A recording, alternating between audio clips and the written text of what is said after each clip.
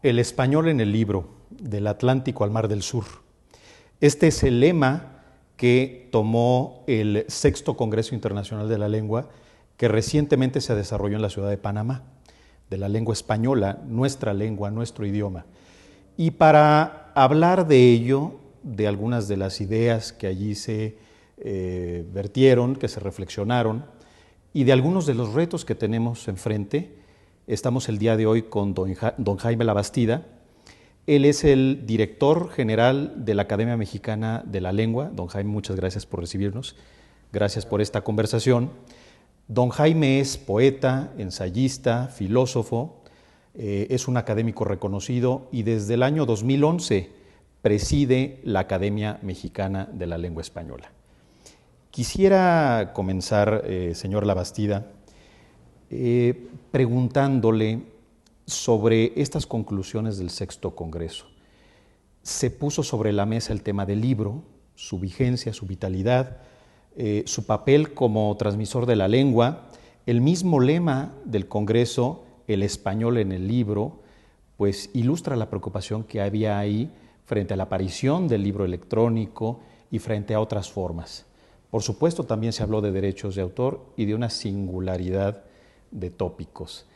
Quisiera preguntarle cuál es su opinión sobre el avance tecnológico y la aparición del libro digital frente al libro impreso. ¿Usted ve algún tipo de amenaza o puede ser una oportunidad, como lo plantean otros? Mire, José Luis, yo no creo que sea ninguna amenaza. Por el contrario, y además esto es un hecho que debemos aceptar, el desarrollo tecnológico es irreversible.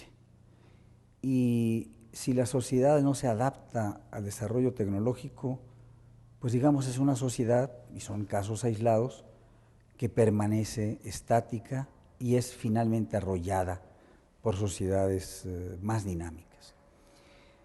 ¿Qué fue el libro gracias a la invención de Gutenberg?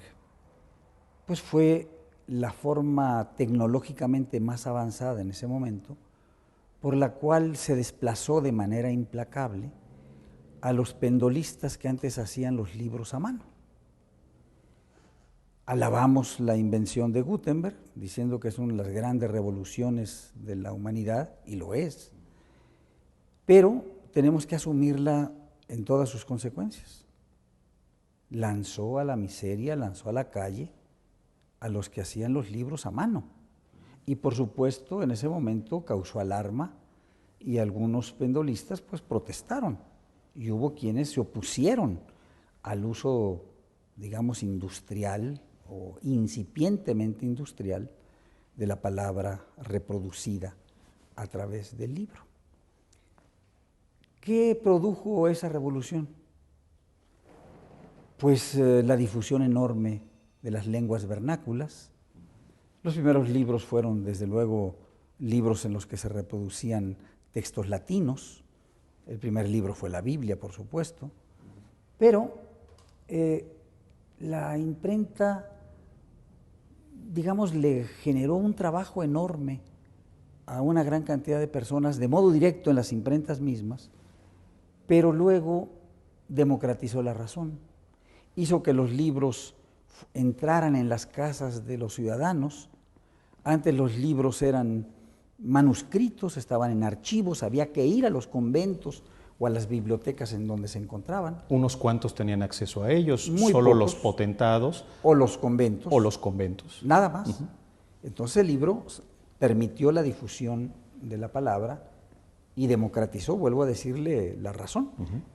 De tal manera que a partir de ahí se crearon, pues vea usted, no solamente empleos directos en las imprentas, se crearon periódicos, revistas, editoriales, nacieron cada vez más escritores. De manera que el primer gran desarrollo tecnológico en cuanto a la difusión de la palabra, lo encontramos aquí. Pero la ponencia que yo llevaba a Panamá justamente era una especie de reflexión sobre el libro, en el sentido de a qué llamamos libro y qué es lo que se llama libro y qué es biblos. Fíjese usted, biblos en griego significa al propio tiempo libro y el papiro, o sea, el material sobre el cual se escribía. Y liber es una pequeña película que está entre la corteza del árbol y el tronco. Cierto. Y entonces ese liber dio origen al libro. O sea que, propiamente hablando, llamamos libro o llamamos biblos al soporte sobre el cual se escribe. Y si ahora el soporte es electrónico, podríamos también seguir llamando libro, como lo vamos a hacer, al libro que es soportado de manera electrónica.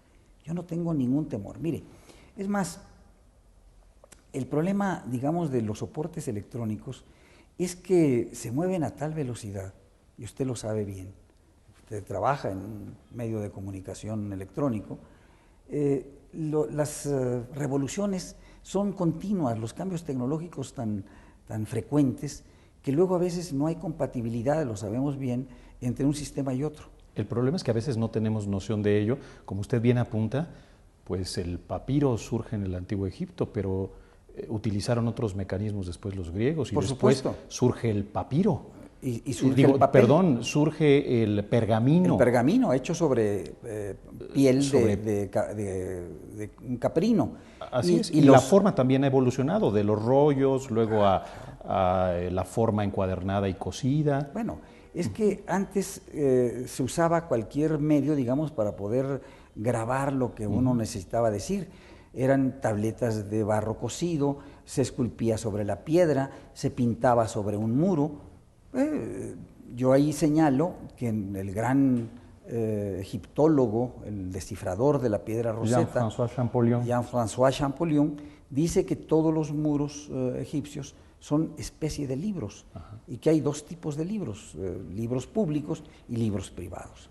De manera que escribir, digamos, sobre una piedra con otra piedra o con un cincel, pues no es lo mismo que escribir ahora en una computadora, ¿no? O en un ordenador, como dicen los peninsulares. De manera que no hay que tener miedo de eso. Yo le quisiera subrayar además otra cosa. El libro es un artefacto muy barato, muy útil y que funciona perfectamente bien en cualquier lugar y en cualquier clima. Mientras que es difícil conservar en la memoria de los sistemas electrónicos lo que se escribe, es increíblemente duradero lo que se guarda en un libro. Tenemos libros que, hechos con papel de trapo, que tienen 500 años y si los conservamos en un lugar adecuado, ahí los libros están indemnes. Correcto. Bueno, recordando eso que usted menciona, y dado que esta es una coproducción de ILSE con la Universidad de Salamanca y con el apoyo de la Universidad de Panamá, precisamente la biblioteca de la Universidad de Salamanca, esa histórica, fundada en 1218, conserva ejemplares como el que usted cita y han resistido sin problema el paso del tiempo. Nada más que esos ejemplares de 1218 eran manuscritos. Sí. Y a partir de la invención de Gutenberg ya son impresos. Absolutamente. ¿Sí? Sí. Ahora, fíjese usted que llamamos prensa algo que ya no prensa, que ya no imprime, que ya no ejerce presión sobre el papel. Es correcto, sí. Las rotativas actuales pues apenas rozan el papel, la superficie del papel. Entonces, yo creo que lo importante es la distinción entre palabra oral y palabra escrita, que tiene mucho que ver con los medios de comunicación, tanto con la radio como con la televisión. La radio y la televisión cumplen un papel fundamental en el desarrollo y la difusión de la palabra oral, de la palabra que es dicha. Pero los libros y el soporte electrónico conservan la palabra que se puede escribir. Y hay un tránsito fundamental de concepto y de, ¿qué le podría yo decir?, hasta de estructura entre la palabra escrita y la anterior palabra oral. No desaparece, no, la palabra escrita no hace que desaparezca la palabra oral, pero le da otra dimensión. Hay quienes, críticos de literatura, sostienen que un escritor como Góngora, tan complejo, tan denso, en sus imágenes, al que hay que leer y releer y volver a leer otra vez, solamente podría darse después de la imprenta. Ciertamente. Bueno, esta reflexión que hace usted de alguna manera complementa alguna que recuerdo que hizo el escritor español Juan Luis Cebrián, en donde dice, más allá de la discusión si es el libro electrónico o el libro impreso, que al final contar historias seguirá siendo la esencia de nuestros orígenes, seguirá siendo lo importante. Mire, José Luis, cuando apareció el fonógrafo, sí, y en aquellos momentos era el fonógrafo de hilo, de alambre, o cuando apareció la primera reproducción gráfica con movimiento, las cámaras de cine, hubo incluso escritores que pronosticaron la muerte de la historia y la muerte del libro. Y entonces, pues digamos, ellos suponían que iba a haber un camarógrafo que iba a ver cómo Aníbal cruzaba con sus elefantes los Alpes, o cómo Julio César atravesaba el Rubicón y decía alia jacta est, ¿no? o cómo Alejandro cortaba el nudo gordiano. Pero la historia es interpretación, y la interpretación se da solamente gracias a la palabra y a la reflexión. Mostrar un hecho no basta para hacer historia. ¿Qué sucedió? ¿Por qué se salvó el cine? ¿Porque reproducía imágenes? ¿Porque reproducía un tren en marcha que se acercaba hacia la cámara? ¿O un toro que embestía? No, porque luego narró historias. Si narró historias y le dio una dimensión y una estructura narrativa a lo que estaba en la imagen, el cine fue salvado. Si no, ahora el cine no existiría más. También cuando apareció el cine, se vaticinó la muerte de las artes escénicas.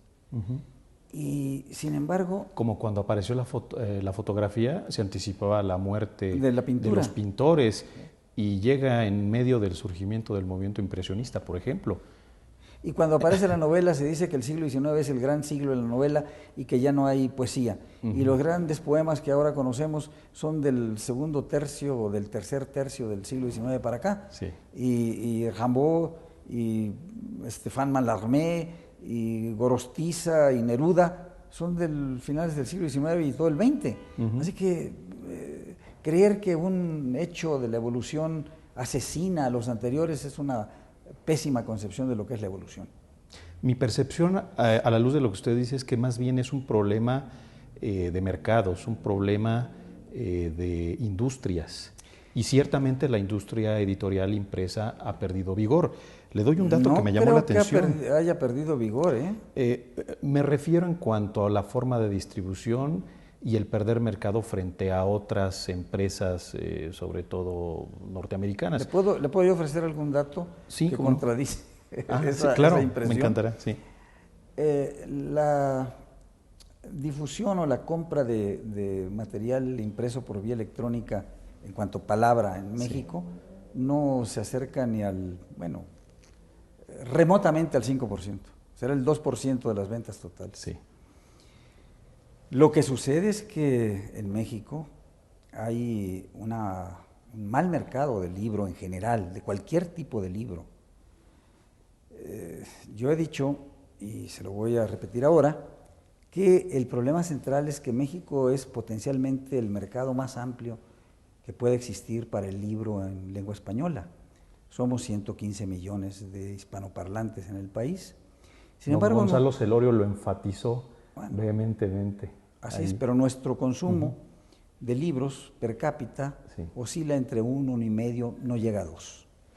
Si eliminamos, si suprimimos de la estadística los libros de texto gratuito. Claro. Entonces, ¿cuántos libros se consumen en Argentina? Entre 7 y 8 por habitante. ¿Cuántos en España? Cerca de 10. ¿Cuántos en Inglaterra, Francia, Alemania o Estados Unidos? 12, 15. ¿Qué tipo de libro? En España fundamentalmente libro de narrativa, libro de bestseller. En Francia y en Alemania, en Inglaterra, libro de ensayo. Pero nosotros un libro per cápita al año. Y dentro de ese libro per cápita al año, o libro y medio, establezca usted el 5% de libros electrónicos. ¿Afecta el libro electrónico al mercado del libro en lengua española en México? No. Lo que afecta es la falta de cultura. Lo que afecta es la incapacidad de las familias mexicanas y del Estado mexicano para crear una amplia masa de lectores. Si nosotros multiplicáramos la venta de libros, la capacidad del pueblo mexicano para que consumiera en lugar de 1, 3, 4, 5, 7 libros, ¿cómo se multiplicaría el mercado interno del libro?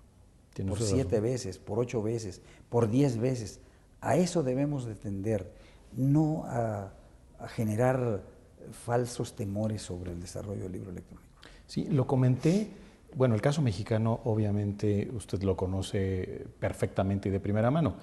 Lo puse aquí porque la directora de Editorial Alfaguara expuso con cierto temor de que el 70% de las descargas de libros electrónicos en España la tienen 2 empresas, Amazon y Apple. La realidad, obviamente, en América Latina es diferente. Muy diferente. Todavía no se estandariza eso y siguen vigorosas y vigentes las librerías. Yo veo que se vende y se publica y nuevamente salen al mercado obras y autores. Entonces, esto... Usted acude a la Feria del Libro de Guadalajara. Sí. Vea usted, la Feria de Guadalajara, en vez de empequeñecerse, crece año con año. La más grande de América Latina. En América Latina. Y del español en general. Y junto a esa está la Feria de Frankfurt. La Feria de Frankfurt se mide por hectáreas. Hay 8 o 9 pabellones de 10,000 metros cada uno. Entonces, ¿en dónde está la crisis del libro? Esto me lleva a la siguiente pregunta. Y el de los derechos de autor, porque también esa es otra cosa. Los editores hablan de la piratería literaria. Hablan de que de manera ilegal reproducen, algunos agentes clandestinos reproducen obras, las venden a un menor costo, y todo este asunto de los derechos de los autores y la legislación, ¿qué opina usted? ¿En dónde estamos? ¿Qué hace falta por hacer? A ver, mire, José Luis. Yo creo que la difusión de la palabra escrita a través de los medios electrónicos es una revolución importantísima que beneficia fundamentalmente a los lectores y en general al público, no a las editoriales y no a los autores. Los derechos de autor, la legislación aquí es muy vaga, es muy difícil poder cobrar, pero esa piratería ha estado presente desde muchos años atrás y por otros medios. Piense usted en lo siguiente, hasta hace un poco de tiempo había en México y en otros países también compañías que se dedicaban a reproducir a través de la serigrafía los principales artículos y las columnas más importantes de 8, 10, 15 o 20 periódicos. Y hacían una síntesis informativa que entregaban por medio de un pago determinado a empresas o a políticos. Pagaban derechos de autor por la reproducción de esos artículos que tomaban del periódico Excelsior o del periódico Universal. A nadie. Yo escribía y reproducía mis artículos, jamás recibí un centavo por eso. ¿Eso es piratería o no es piratería? Lo es. ¿Qué fue lo que se propuso por parte de la Cámara de la Industria Editorial que sí tiene vigencia en España? Y aquí también empezó, y empieza pues, pero con resultados muy raquíticos. Que se cobre a todas las máquinas reproductoras una determinada cantidad por cada hoja de papel usado, con independencia de qué reproduzcan.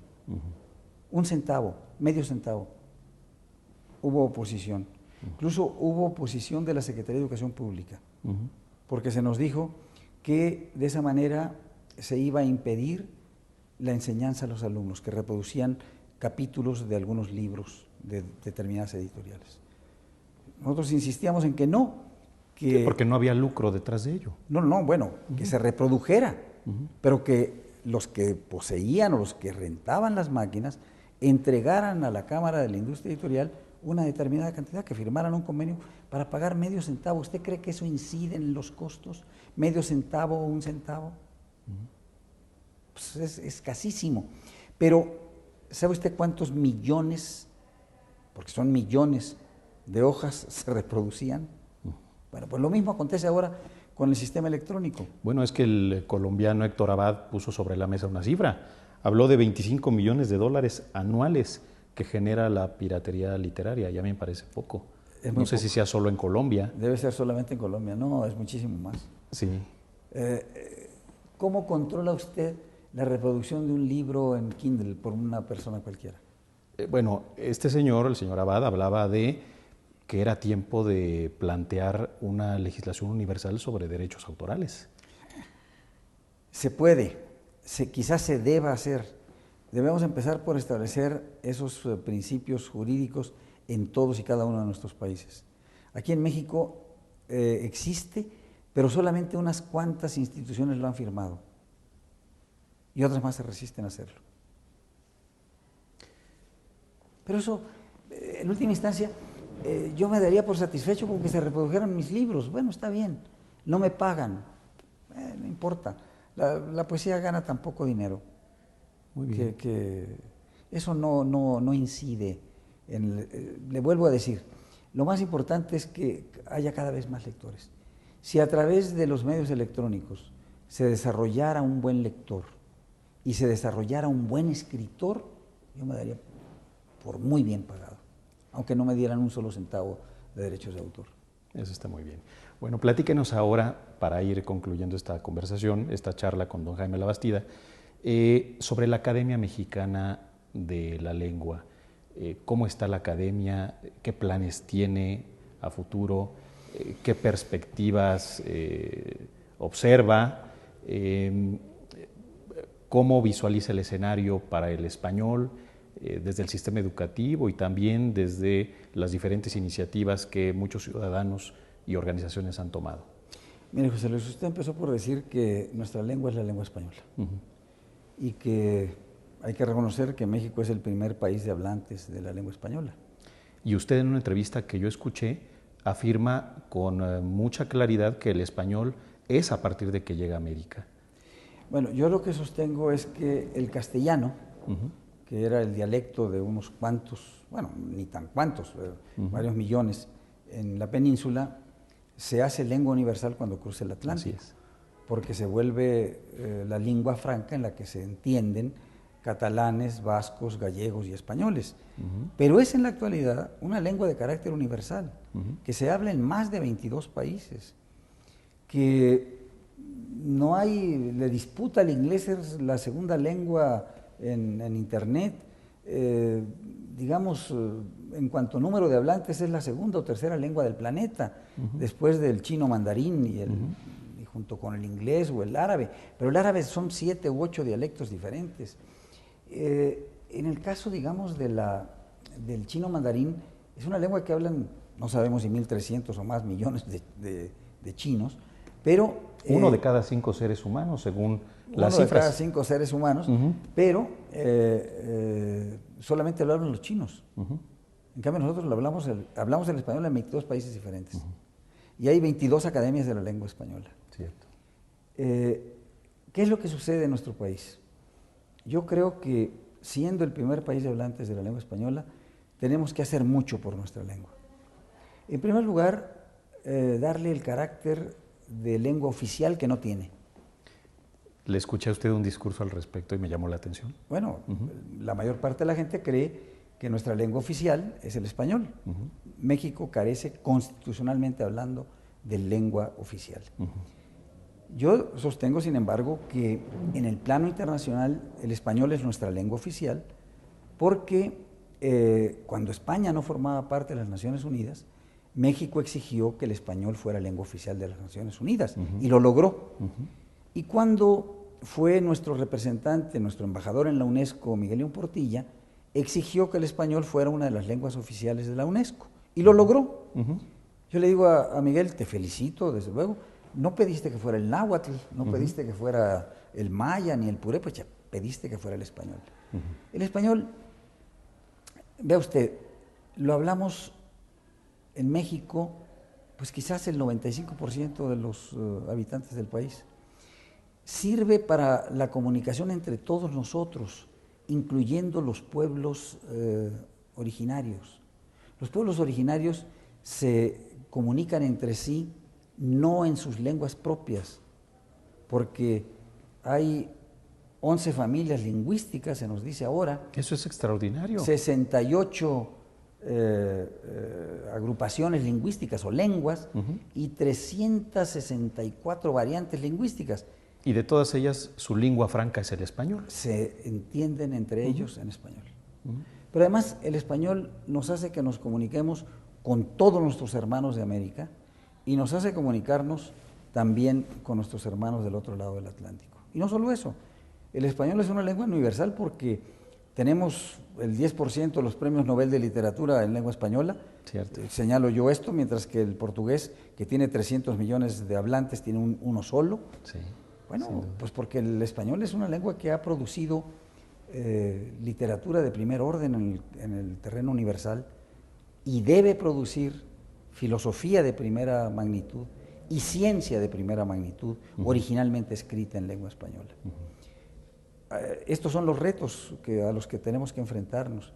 Yo creo que otro reto al que tenemos que enfrentarnos es a que debemos de darle el mayor respeto a nuestra lengua.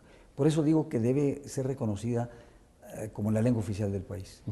Pero además, yo creo que debemos de lograr que en las escuelas se enseñe bien la lengua española. Hemos firmado en la academia un convenio con la Secretaría de Educación Pública para revisar los libros de texto, particularmente en sus aspectos gramaticales. Hemos encontrado que no solamente deben ser revisados en este aspecto, y quisiéramos hacer sugerencias a la Secretaría para que haya libros de texto más atractivos para los alumnos, que los hagan amar la lengua, que los hagan buscar la buena literatura. Ojalá que lo podamos lograr. Pero tenemos también otros muchos proyectos. Si me permite que le hable de uno que me parece fundamental, o dos. Uno es que la Academia Mexicana de la Lengua está empeñada ahora, con el apoyo de CONACYT, en hacer una investigación histórica sobre el desarrollo del español en América. La Real Academia Española lo hace respecto del español peninsular y solamente ve aquellas palabras o aquel léxico de América que se ha incorporado a la corriente panhispánica. Nosotros queremos investigar, y lo estamos haciendo ya, con el auxilio de investigadores de todo el continente, desde Chile y Argentina hasta México, Estados Unidos y el Caribe, y desde 1496 aproximadamente hasta el año 2010. Esta es una tarea que jamás había emprendido la Academia y que ahora es digamos, un propósito de tamaño mayúsculo. Estamos haciendo también, y vamos a empezar a publicar el año próximo, una biblioteca de clásicos en lengua española. Arranca, igual que la biblioteca clásica de la Real Academia Española, con el Cantar de Mio Cid. Ya firmé un convenio con la RAE para reproducir algunos de los títulos que ellos van a publicar, aproximadamente una tercera parte. Pero mientras ellos llegan a 111, nosotros queremos llegar a 180. O sea, vamos a arrancar desde Mio Cid y vamos a culminar en aquellos autores que nacieron alrededor de 1920. O sea, Borges, Paz, Rulfo, Bioy Casares, Cortázar. Esto es lo que queremos hacer. Son, creo, dos de los muchos proyectos de los que podría hablarle. Pues muchas gracias por esta conversación, don Jaime Labastida. Ha sido para nosotros muy importante, para el ILSE, Instituto Latinoamericano de la Comunicación Educativa, la Universidad de Salamanca y la colaboración especial de la Universidad de Panamá para la realización de esta producción, el tenerle a usted con nosotros, el que haya aceptado esta entrevista y la posibilidad de esta charla tan enriquecedora. Muchas gracias. Muchas gracias a ustedes, de verdad se lo digo con franqueza, le agradezco el tiempo que me ha brindado para poder expresar algunas ideas. Ha sido un placer, gracias.